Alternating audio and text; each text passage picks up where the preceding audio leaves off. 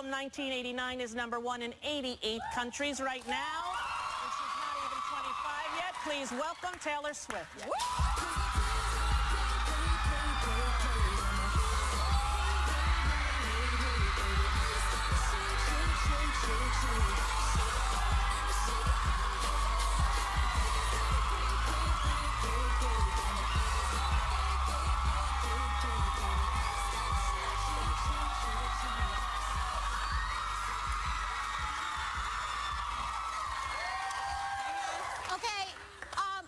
Me and the audience are like this now, and they just wanted to send you a message about your ex-man.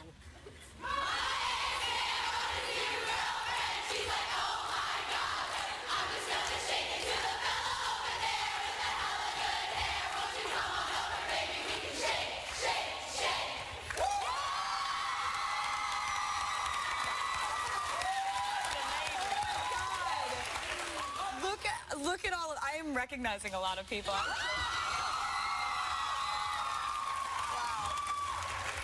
Congratulations. Yeah. All I can say is congratulations. The record is getting unbelievable reviews across the board and is sold out everywhere. So I want to ask you, particularly about the first single, Shake It Off, because it's about letting go of negative stuff that people say to you, about you. Is there something that really drove you to decide enough with this? Let's really shake it off. Yeah, I think it was the fact that lately I've been spending a lot of time online. Just because, well, not in the way you think. I've been kind of going and reading all kinds of comments from fans on Instagram and Tumblr and Twitter, and seeing that not only was I going through people saying things about me that weren't true, so was everyone that I was talking to online. And we may have different circumstances surrounding our lives and different sources of gossip. Theirs is like whispers in school hallways or rumors at work, and mine is on the newsstand when I check out at the grocery store. But it's the same feeling, and I think that it has to be the same reaction if you want to continue to live a happy life. You have to let go of things you can't control, and it's our human instinct to try and defend yourself when people have the wrong impression of you. You want to be like, but you don't like me because you don't understand. That's not what happened.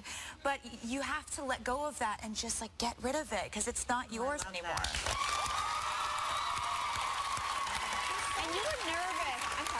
You were nervous about how this album is going to be received, and you always seem surprised when you win awards. How do you not know how awesome you are? And why were you nervous?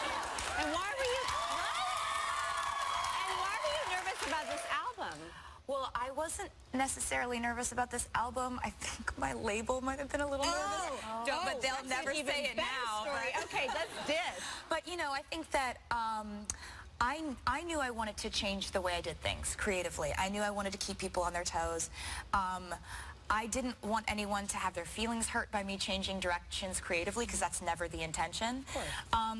And, you know, I think that I don't ever want to be presumptuous about anything, about being invited or about winning something or about something doing well, because if you're presumptuous about your next project doing well, then maybe you won't work as hard creating it. And so I keep a nice healthy level of insecurity going at all times.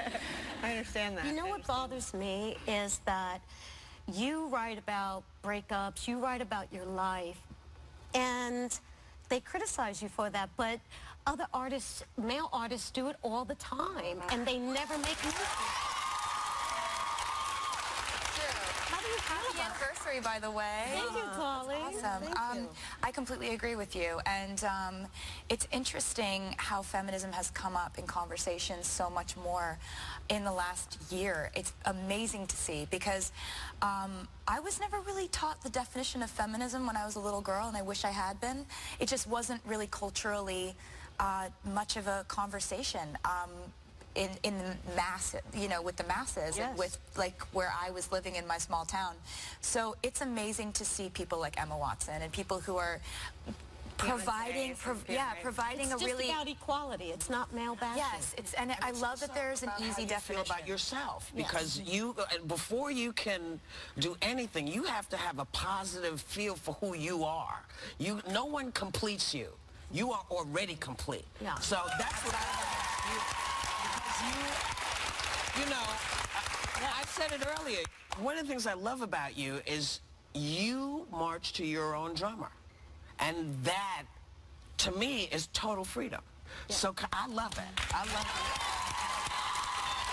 We're going to take a break. We'll come back. We have more with Taylor Swift, so please don't go away, okay?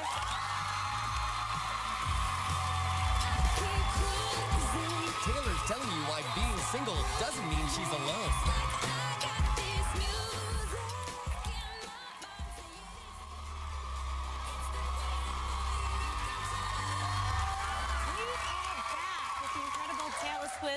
And that was Welcome to New York, the first song on Taylor's new album, 1989.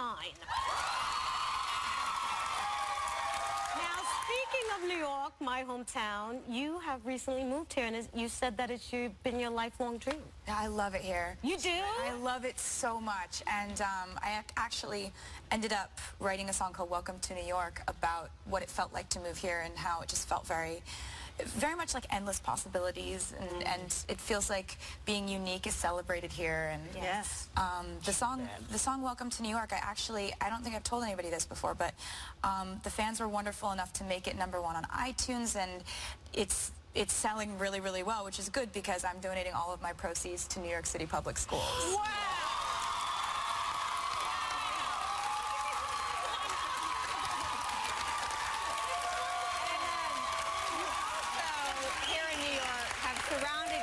With an incredible group of girlfriends, some famous, you guys were just talking about Lena Dunham, but some not so famous. And I think that all women can do a better job surrounding themselves with women that make them feel happy and strong. What are some of the things you look for in friends?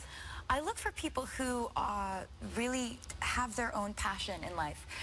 Lena fits that cat, absolutely. Right? We really relate because we're writers first and foremost, and also we're just super enthusiastic about everything. If you ever meet Lena for the first time, she comes up to you and she's like, "Hi, baby," and you've never met her before, but she's acting like you're a long-lost friend, and that's what's so amazing about her. But my friends, they all are chasing their own dreams, and they all have their own ambitions, and that's what fuels you. You're supposed to surround yourself with people who challenge you and motivate you and make you want to be smarter, stronger, better. Right. So that's what my friends do for me, and I'm so happy to have so many good ones right now. And you have so many fans, and you recently visited a little boy. I know this was not the only time you do this, but we have a beautiful tape of you visiting a little boy in the hospital with leukemia.